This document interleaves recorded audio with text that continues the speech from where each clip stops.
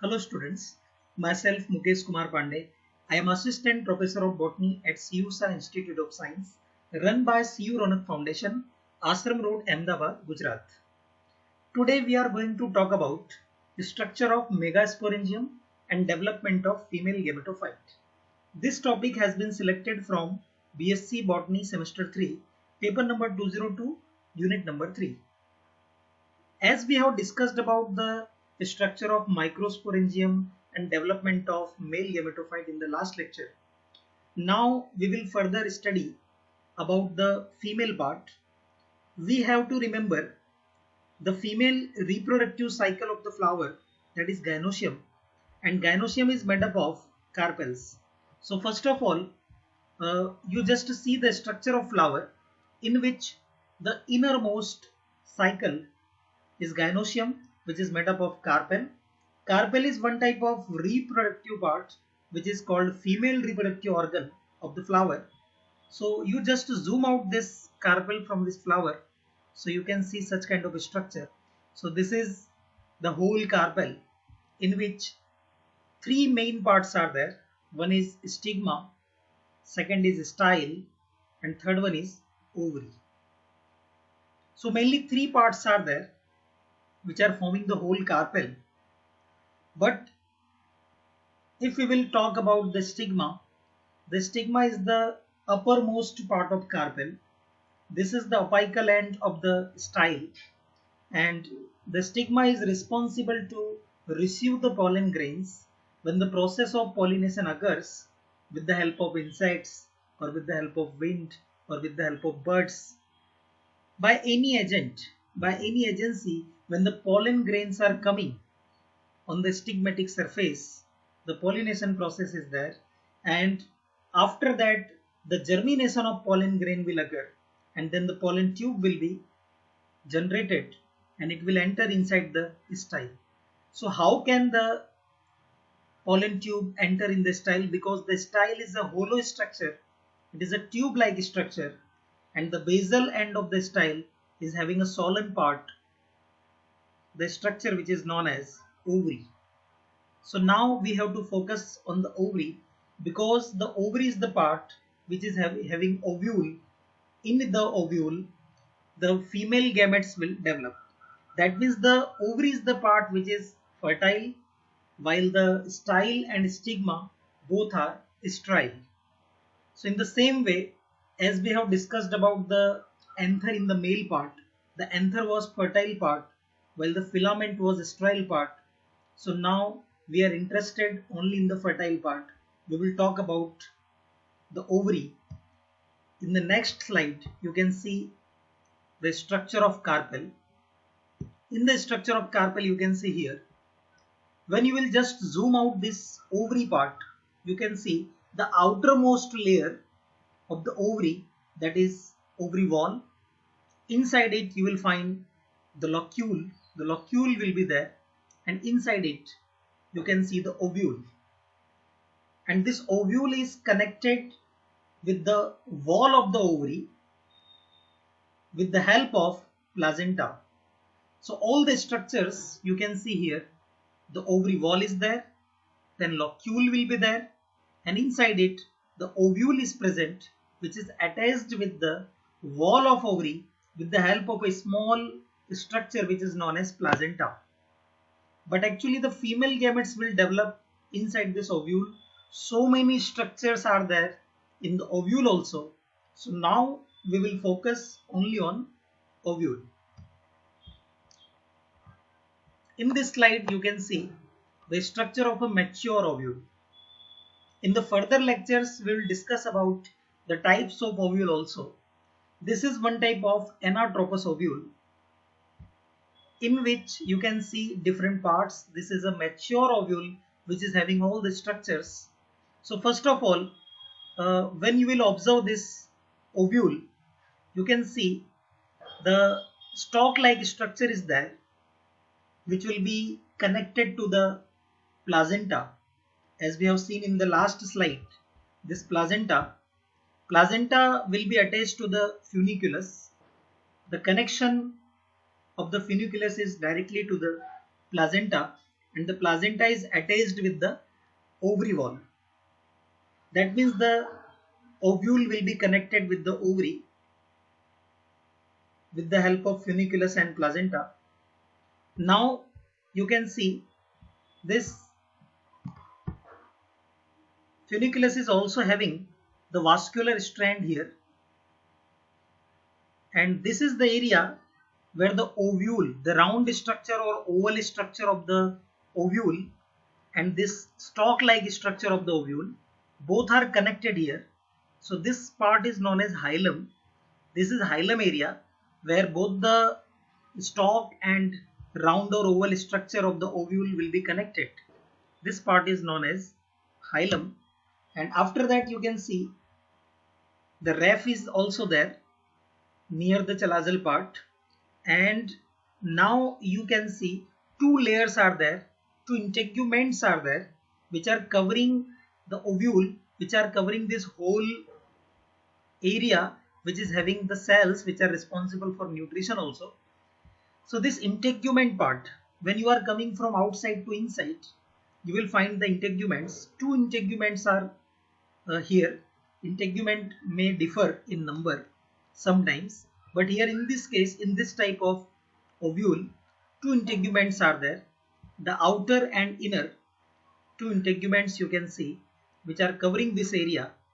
What about this area? This area is having such kind of cell which will provide nourishment, nutrition also to the developing central part, which is called embryo sac. But this structure which is having so many cells, it is known as nucellus, which is covering the embryo sac part, and the nucellus will be covered by these integuments. Now when we will come in the center part, this is embryo sac. This is the main part of the ovary and main part of the ovule. That means inside the ovary, the ovule is there, and in the ovule, the main structure, that is embryo sac, which is having such kind of cells. Two polar nuclei are there which are present in the central cell. This whole part is central cell, and two polar nuclei are present here. These three are antipodal cells, and here one is egg cell and other two are synergids. So this is the structure of embryo sac. But how this structure will be produced, how this nuclei will be produced, how these cells are produced, the whole process. Now we have to understand the whole process. So this is the structure of a ovule, in which you have to remember two ends are also there. One end, that is called chalaza, and another end, that is micropyle. So this is the micropyle part. Here you can notice the integuments are absent here. Just like we have discussed about the sporopollen in the exine of the pollen grain. At some places, at some intervals, the sporopollen was absent, and that area was having a pore which was called germ pore. In the same way, here at some parts, here at particular part, the integuments are absent and they are forming a pore-like structure which is called micropyle. So this is micropylar end and this is chalazal end. Two ends are there that you have to remember. Always the egg apparatus which is produced by the egg cell and synergids will be present at the micropylar end, and antipodal cells will be present at the chalazal end. That you have to remember. So this is the structure of a mature ovule. This is one type of anatropous ovule that you have to remember. Now we have to talk about the formation of embryo sac. Now we are interested in this embryo sac, how it is produced. So we know that actually some megasporogenesis process is there. Some tissues are there which are having such kind of cells, which are having the capability, which are having the capacity to divide by meiotic division, and they can produce megaspores. As we have discussed about the microspores in the case of male part, in the same way, here the megaspores will be developed by the megaspore mother cell. In the male part, we have discussed about the pollen mother cell or microspore mother cell, which was called PMC or MMC. So that pollen mother cell was responsible to develop the pollen grains. Here in the case of female part, we are talking about the megaspores, and this megaspores will be produced by megaspore mother cell. That megaspore mother cell you can see here. So this is the embryo sac part we are talking about. The embryo sac will be developed in this manner. Here only at this time you can see only one megaspore mother cell is there. Only one MMC is present here, which is having a single nucleus, which is surrounded by, this is surrounded by nucellus, which will provide the nourishment, and this is micropylar end, while this will be chalazal end. And you can see the megaspore mother cell is going to be divided by meiotic division to produce the megaspores. We know that in the meiosis two stages are there, meiosis 1 and meiosis 2. And by the process of meiosis, from one mother cell, 4 daughter cells are produced, that we know. So when the meiosis 1 will occur, as a result of meiosis 1 you can see dyad structure will be there. Now this is megaspore dyad. You can see 2 nuclei, 2 cell structure will be there, dyad will be there.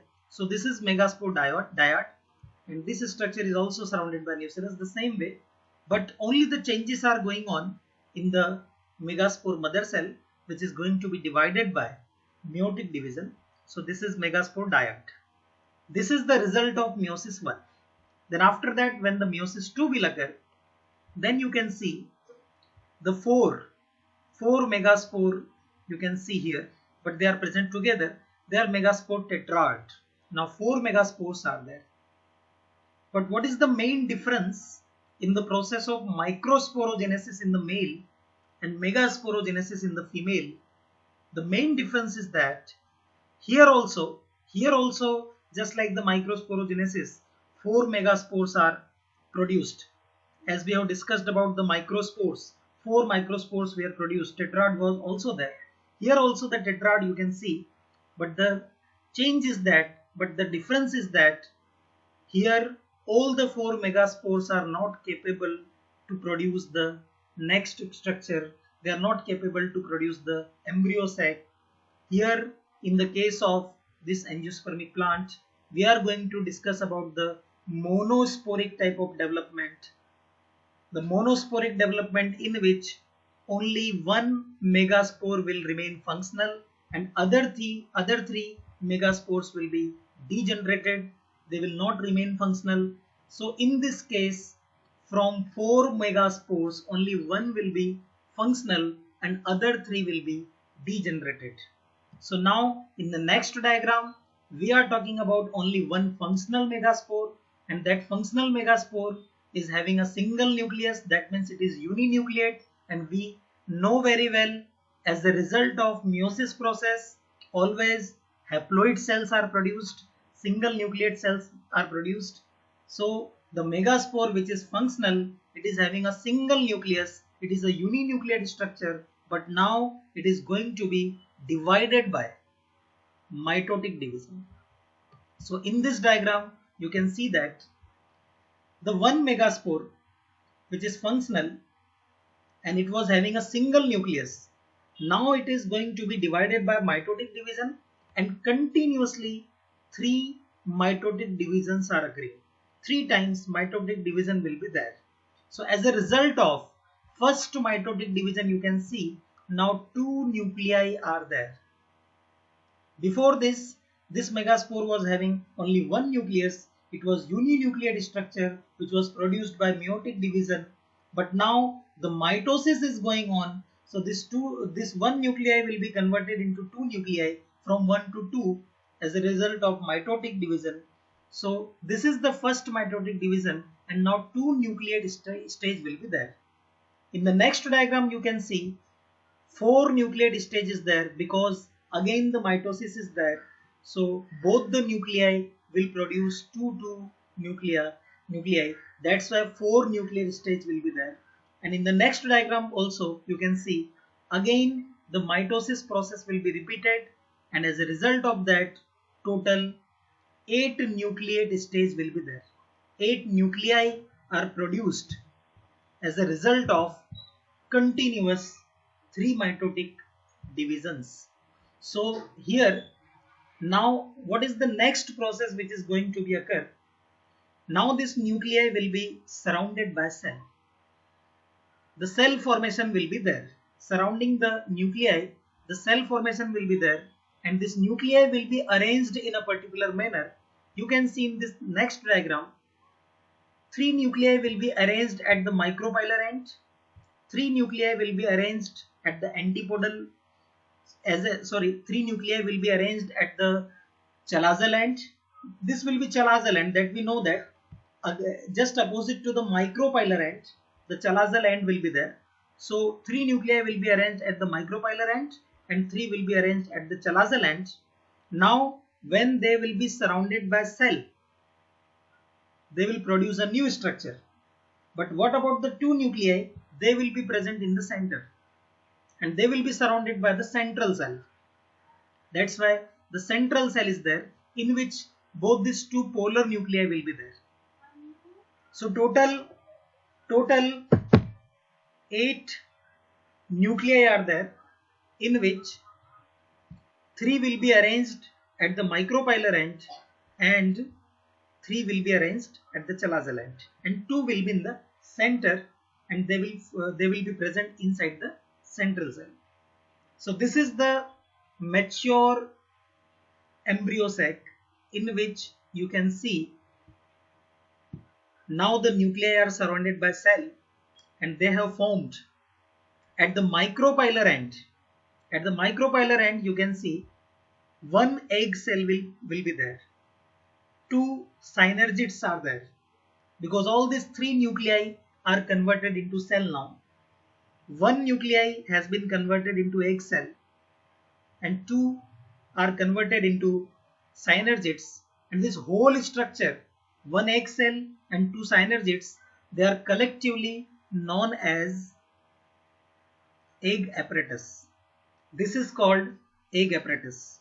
So egg apparatus will be produced at the micropilar end. Now see the next structure at the opposite end, which is called chalazal end. At the chalazal end, you can see 3 cells are there, which are called antipodal cells, or you can say antipodals. So these 3 antipodal cells are there, 1 egg cell is there, 2 synergids are there, and 1 central cell will be there. So how many cells are there? Just count it. 1, 2, 3, 4, 5, 6 and 7. This whole structure, this is also cell. Central cell, which is having 2 polar nuclei. In the same cell, both the polar nuclei are there. Remember that. So we have counted total 7 cells. That means it is a 7-celled structure. 1, 2, 3, 4, 5, 6 and 7. So 7-celled structure is there. But what about the nuclei? The number of nuclei? 1, 2, 3, 4, 5, 6, 7 and 8. Because the central cell is having 2 nuclei together, that's why total 8 nucleate structure is there. So you have to remember the mature embryo sac in this case is having 8 nucleate structure and 7 cell structure. This is the main thing that you have to understand in this topic. Now this is the diagram in which I am going to talk about the whole process. This is the summary of whole process. We have started from the megaspore mother cell. By the megasporogenesis process, megasporogenesis, that means the formation of the production of megaspores by the megaspore mother cell, which is 2n type of cell, diploid type of cell. So megaspore mother cell is going to be divided by meiosis process, and as a result of meiosis 1, the megaspore mother cell was converted into dyad. So this is megaspore dyad. Then after that, as a result of meiosis 2, the megaspore tetrad was produced, And from this tetrad, from these 4 megaspores, 3 were degenerated, only one was functional, which was uninucleate structure, which was haploid structure. But as a result of mitosis, the continuous mitosis process 3 times it will be repeated, and as a result of that, you can see after the first mitosis, it will be converted into 2 nuclei. Now 2 nucleate stage, then 4 nucleate stage, and after the third mitosis, the 8 nucleate stage was there. The nucleus will be arranged at the polar ends.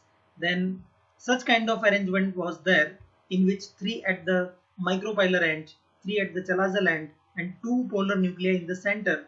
Now they will be surrounded by the cell, and it will resulted as such kind of structure. So this is the mature embryo sac, in which you can see clearly this is the central cell, which is having 2 polar nuclei.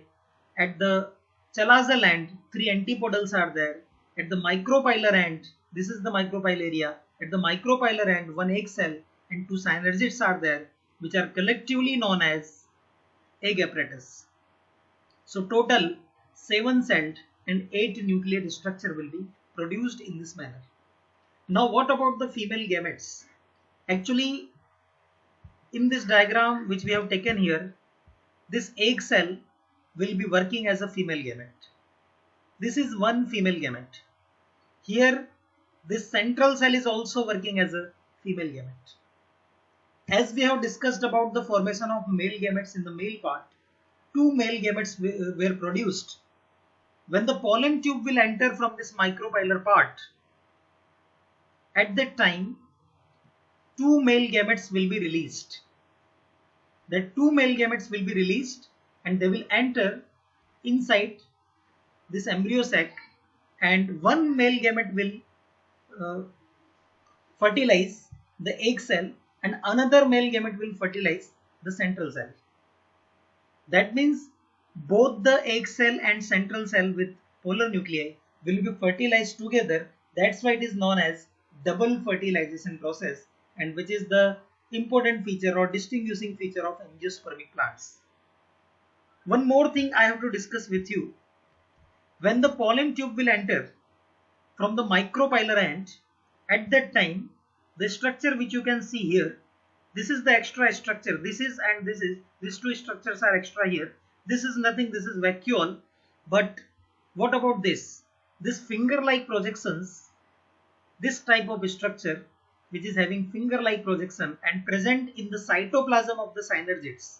Actually, this is the cytoplasm of synergids. This is nucleus, this is vacuole, and this is cytoplasm area, in which this filiform apparatus are there, which are having finger-like projections. What is the function of this filiform apparatus? That you have to remember. They are just helping, they are just guiding the pollen tube which is entering from the micropylar end. When the pollen tube will enter inside and it will release the male gametes, it will be guided by, this process will be guided, this process will be supported by this filiform apparatus. So this is the function of filiform apparatus, remember that. So now we have completed the structure of megasporangium and the process of megasporogenesis, development of female gametophyte. This is the complete female gametophyte, embryo sac, you can say. So this is about this topic. If you have any query, you can contact me on this email ID. Thank you so much.